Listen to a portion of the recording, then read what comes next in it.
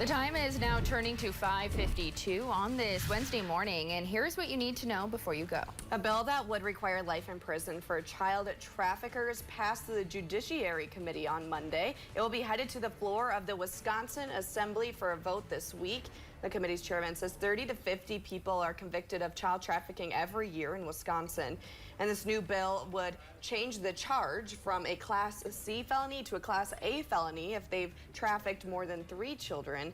4 other bills related to cracking down on human trafficking and child abuse also passed. The chairman expects the bills to be up for a vote in the Assembly on Thursday. Now, proof ice conditions are getting sketchy in some parts of the region. A fisherman had to be rescued yesterday in southern Minnesota. These images are from the Blue Earth County Sheriff's Office. A man had to be rescued after falling through the ice Tuesday afternoon. By the time rescue crews arrived, the angler was hanging onto the edge of the ice about 1,600 feet from shore. Officials used an inflatable raft to reach him. He was rushed to the hospital and treated for hypothermia. This is a good reminder to be cautious as we continue seeing mild temperatures in March.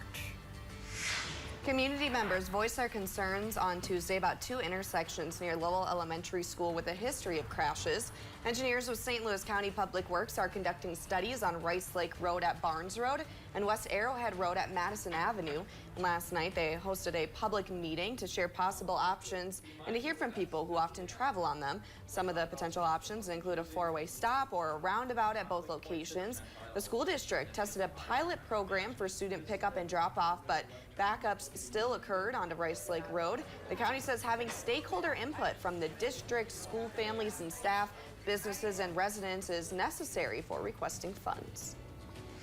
And Republicans no longer hold a majority in the Minnesota House. A special election in a Twin Cities suburb was won last night by DFLer David Gottfried.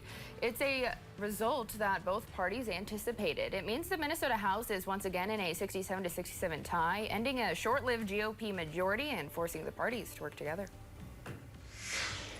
In Minnesota, the so-called gun show loophole was closed in 2023 when a new law required background checks for gun sales between private citizens as well as licensed dealers, but that hasn't seemed to affect the enthusiasm gun show attendees have at such gatherings. A show in Cotton last week drew in thousands of firearms collectors. Vendors say events like this are more social gatherings than sales events. The closing of the gun show loophole primarily affects the sales of semi-automatic rifles and handguns. Traditional hunting arms and sporting guns like skeet shotguns can still be sold by private citizens without a background check.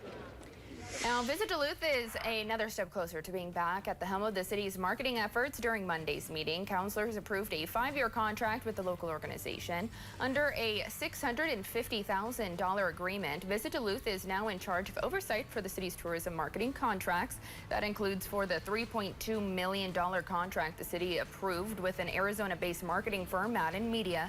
Last December, that contract with Madden Media ends in 2 years. At that point, Visit Duluth could decide to take on some of the Madden Media's duties in-house or continue to delegate elsewhere. Major name in comedy is coming to AMSOIL Arena. Bert Kreischer is bringing his Permission to Party World Tour show to Duluth on Sunday, September 21st.